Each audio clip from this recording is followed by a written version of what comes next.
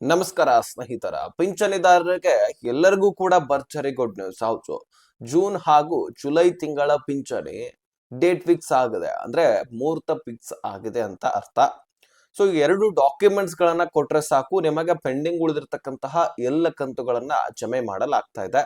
So ಈ ಪಿಂಚಣಿ ಯೋಜನೆಯಲ್ಲಿ ಕೂಡ ಪರಿಷ್ಕರಣೆ ಸ್ಟಾರ್ಟ್ ಆಗಿದೆ, ವೆರಿಫಿಕೇಶನ್ ಈಗ ನಡೀತಾ ಇರುವಂತದ್ದು. ಎಷ್ಟು ಲಕ್ಷ ಫಲಾನುಭವಿಗಳನ್ನ ತೆಗೆದಾಕ್ತಾರೋ ಗೊತ್ತಿಲ್ಲ ಬಹುತೇಕ. ಯಾಕಂದ್ರೆ ಗೃಹಲಕ್ಷ್ಮಿಗಿಂತ, ಅದೇ ರೀತಿಯಾಗಿ ಗೃಹ ಜ್ಯೋತಿಗಿಂತ ಎಲ್ಲದಕ್ಕಿಂತ ಹೆಚ್ಚಾಗಿ ಫಲಾನುಭವಿಗಳು ಇದ್ದಿದ್ದು ಪಿಂಚಣಿ ಯೋಜನೆಯಲ್ಲಿ. ಯಾಕಂದ್ರೆ ಇಲ್ಲಿ ಗೃಹಲಕ್ಷ್ಮಿಯರು ಮುಖ್ಯಸ್ಥೆಯರು ಕೂಡ ಸಾಕಷ್ಟು ಜನ ಈ ಪಿಂಚಣಿ ಯೋಜನೆಯಲ್ಲಿ ಬರ್ತಾರೆ. ಅಂದ್ರೆ ಹಿರಿಯ ನಾಗರಿಕರು, ಮಹಿಳೆಯರು, ವಿಧವಾ ಮಹಿಳೆಯರು ಬರ್ತಾರೆ, ಅವರು ಕೂಡ ಗೃಹಲಕ್ಷ್ಮಿಯರಾಗಿರಬಹುದು. ಇದರ ಜೊತೆಗೆ ಹಿರಿಯ ನಾಗರಿಕರು ಪುರುಷರು ಕೂಡ ಬರ್ತಾರೆ. ಇನ್ನು ಇಲ್ಲಿ ಅಂಗವಿಕಲರು ಪುರುಷರು ಹಾಗೂ ಮಹಿಳೆಯರು ಕೂಡ ಬರ್ತಾರೆ. ಸೊ ಇಂಥದ್ರಲ್ಲಿ ಹೆಚ್ಚಾನೆಚ್ಚು ಜನ ಈ ಪಿಂಚಣಿ ಯೋಜನೆಯಲ್ಲಿ ಇದ್ದ ಕಾರಣಕ್ಕಾಗಿ ಯಾರು ಫೇಕ್ ಡಾಕ್ಯುಮೆಂಟ್ಸ್ ಗಳಿಂದ ಅಪ್ಲೈ ಮಾಡಿದ್ದಾರೆ, ಯಾರು ಮೃತಪಟ್ಟವರು ಇನ್ನೂ ಕೂಡ ದುಡ್ಡನ್ನ ಅವರ ಕುಟುಂಬಸ್ಥರು ಪಡ್ಕೊಳ್ತಾ ಇದ್ದಾರೆ, ಈ ಎಲ್ಲ ಕಾರಣಗಳನ್ನ ಮುಂದಿಟ್ಕೊಂಡು ವೆರಿಫಿಕೇಶನ್ ಮಾಡ್ತಾ ಇರುವಂತದ್ದು. ಸೊ ಈಗಾಗಲೇ ಮೊನ್ನೆನೆ ಹತ್ತತ್ರ 23 ಲಕ್ಷ ಫಲಾನುಭವಿಗಳನ್ನ ಈ ಪಿಂಚಣಿ ಯೋಜನೆಯಿಂದ ಹೊರಗಿಟ್ಟಿದ್ದಾರೆ.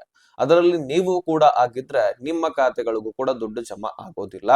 ಸೊ ಬರೀ ಪೂರ್ತಿಯಾಗಿ ಕನ್ಫರ್ಮ್ ಆದ ಕಾರಣಕ್ಕಾಗಿ ತೆಗಿತಾ ಇಲ್ಲ, ಡೌಟ್ ಬಂದ್ರು ಸಹಿತ ಅವರನ್ನು ಕೂಡ ಈ ಯೋಜನೆಯಿಂದ ಹೊರಗಿಡಲಾಗ್ತಾ ಇದೆ. ಸೊ ಬನ್ನಿ ಹಾಗಾದ್ರೆ ಇದರ ಕುರಿತಾಗಿ ಸಂಪೂರ್ಣ ಡೀಟೇಲ್ಸ್ ಅನ್ನ, ಮಾಹಿತಿಯನ್ನ ನಾವು ತಿಳಿತಾ ಹೋಗೋಣ. ಸೊ ಎಲ್ಲವೂ ಕೂಡ ನನ್ನ ಮಾಹಿತಿಯನ್ನ ನಾನು ನಿಮ್ಮ ಮುಂದೆ ಇಡುವಂತಹ ಪ್ರಯತ್ನ ಮಾಡ್ತೀನಿ. ನೀವು ಈ ವಿಡಿಯೋನ ಆದಷ್ಟು ಕೊನೆವರೆಗೂ ವಾಚ್ ಮಾಡಿ.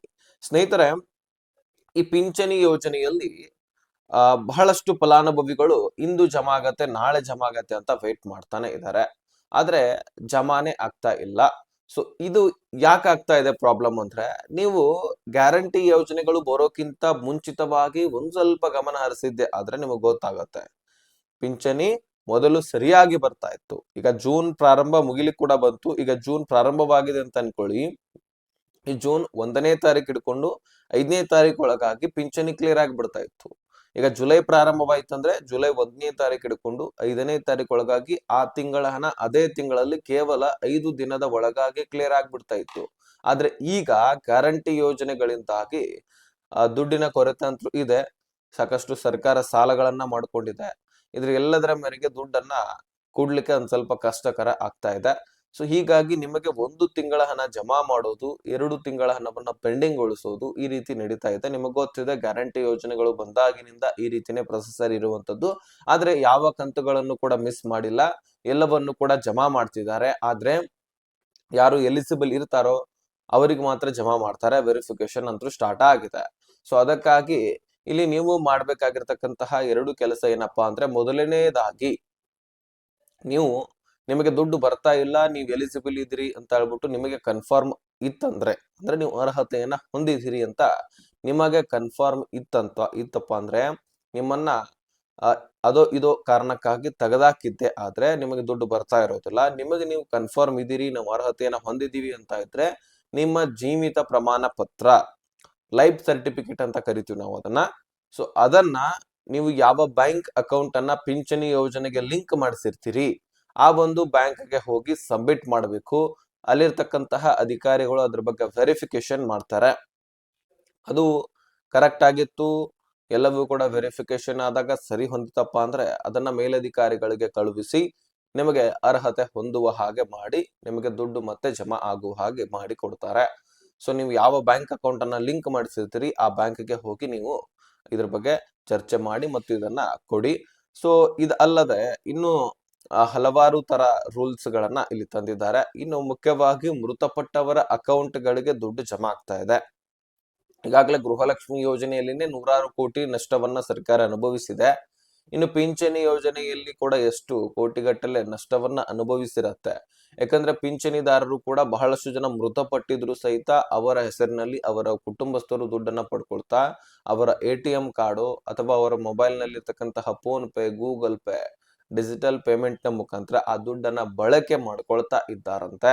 ಸೊ ಈ ಎಲ್ಲ ಮಾಹಿತಿ ಸರ್ಕಾರಕ್ಕೆ ಆಲ್ರೆಡಿ ಇನ್ಫಾರ್ಮೇಶನ್ ಹೋಗಿದೆ. ಹಾಗಾಗಿ ಅಲ್ಲಿ ಕೂಡ ಪರಿಷ್ಕರಣೆ ಸ್ಟಾರ್ಟ್ ಆಗಿದೆ. ಸೊ ಯಾರು ಅರ್ಹತೆಯನ್ನ ಹೊಂದಿದಿರಿ ಅವರು ಮಾತ್ರ ಅಲ್ಲಿ ಉಳ್ಕೊಳ್ತೀರಿ. ಯಾರು ಅರ್ಹತೆಯನ್ನ ಹೊಂದಿಲ್ಲ, ಇದುವರೆಗೂ ಕೂಡ ದುಡ್ಡನ್ನ ಪಡ್ಕೊಳ್ತಾ ಬಂದಿದ್ದೀರಿ, ಸೊ ನಿಮಗೆ ಬಂದಿರತಕ್ಕಂತಹ ದುಡ್ಡನ್ನ ರೀಫಂಡ್ ಅಂತೂ ಸರ್ಕಾರ ಮಾಡ್ಕೊಳ್ಳಿಕ್ ಆಗೋದಿಲ್ಲ. ಆದ್ರೆ ಅದನ್ನ ತಡೆಯುವಂತಹ ಕೆಲಸ ಈಗ ಸರ್ಕಾರ ಮಾಡ್ತಾ ಇದೆ. ಸೊ ಹಾಗಾಗಿ ವೆರಿಫಿಕೇಶನ್ ಮಾಡಿ ನಿಮಗೆ ದುಡ್ಡು ಜಮಾ ಆಗಬೇಕಾ ಬೇಡವಾ ಅಂತ ಸರ್ಕಾರವೇ ನಿರ್ಧರಿಸುತ್ತೆ. ಇನ್ನು ಈ ಪಿಂಚಣಿ ಕುರಿತಾಗಿ ಏನೇ ಪ್ರಶ್ನೆಗಳಿದ್ರು ಕೇಳಬಹುದು. ಇನ್ನು ಈ ಜೂನ್ ಮತ್ತು ಜುಲೈ ತಿಂಗಳ ಹಣ ಯಾವಾಗ ಪ್ರಾರಂಭವಾಗತ್ತಂದ್ರೆ ಈ ಜುಲೈನ ಪ್ರಾರಂಭಿಕ ವಾರದಲ್ಲಿ ಜೂನ್ ತಿಂಗಳ ಹಣ ಜಮಾ ಆಗತ್ತೆ. 2ನೇ ವಾರದಲ್ಲಿ ಜುಲೈ ತಿಂಗಳ ಜಮಾ ಆಗತ್ತೆ ಅಂತ ಮಾಹಿತಿ ಸಿಗ್ತಾ ಇದೆ. ಸೊ ಮೊದಲು ಜೂನ್ ಕ್ಲಿಯರ್ ಮಾಡಿ ತದನಂತರ ಜುಲೈ ತಿಂಗಳ ಹಣವನ್ನ ಕೊಡಲಾಗತ್ತೆ. ಸೊ ಹಾಗಾದ್ರೆ ನಿಮ್ಮ ಅಕೌಂಟ್ ಗಳಿಗೆ ಯಾವ ಯಾವ ಕಂತುಗಳು ಈಗ ಬಂದಿದಾವೆ, ಯಾವ ತಿಂಗಳ ಹಣದವರೆಗೂ ಕೂಡ ನಿಮ್ಮ ಅಕೌಂಟ್ ಗಳಿಗೆ ಕ್ಲಿಯರ್ ಆಗಿದೆ, ಇದರ ಬಗ್ಗೆ ಕಮೆಂಟ್ ಮಾಡಿ. ಯಾಕಂದ್ರೆ ಒಬ್ಬೊಬ್ಬರಿಗೆ ಮಾರ್ಚ್ ವರೆಗೂ ಮೇ ವರೆಗೂ ಕೂಡ ದುಡ್ಡು ಬಂದಿದೆ. ಅದೇ ರೀತಿಯಾಗಿ ಒಬ್ಬೊಬ್ಬರಿಗೆ ಏಪ್ರಿಲ್ದು ಮಾತ್ರ ಬಂದಿದೆ, ಮೇ ಹಾಗೂ ಜೂನ್ ತಿಂಗಳದ ಹಣ ಬಂದಿಲ್ಲ. ಹೀಗಾಗಿ ಕೆಲವೊಂದಿಷ್ಟು ಜನರಿಗೆ ಜಮಾ ಆದ್ರೆ ಇನ್ ಕೆಲವೊಂದಿಷ್ಟು ಜನರಿಗೆ ಜಮಾ ಆಗಿಲ್ಲ. ಅದಕ್ಕಾಗಿ ಕಮೆಂಟ್ ಮಾಡಿ ತಿಳಿಸೋದನ್ನ ಮರಿಬೇಡಿ. ಸೊ ಸಬ್ಸ್ಕ್ರೈಬ್ ಮಾಡಿಲ್ಲ ಅಂದ್ರೆ ಇದೇ ರೀತಿ ಅಪ್ಡೇಟ್ಗಾಗಿ ಸಬ್ಸ್ಕ್ರೈಬ್ ಮಾಡ್ಕೊಳ್ಳಿ. ಈ ವಿಷಯವನ್ನ ಆದಷ್ಟು ಎಲ್ಲ ಪಿಂಚಣಿದಾರರಿಗೆ ಶೇರ್ ಮಾಡಿ. ವಿಡಿಯೋ ನೋಡಿದ್ದಕ್ಕೆ ಧನ್ಯವಾದ.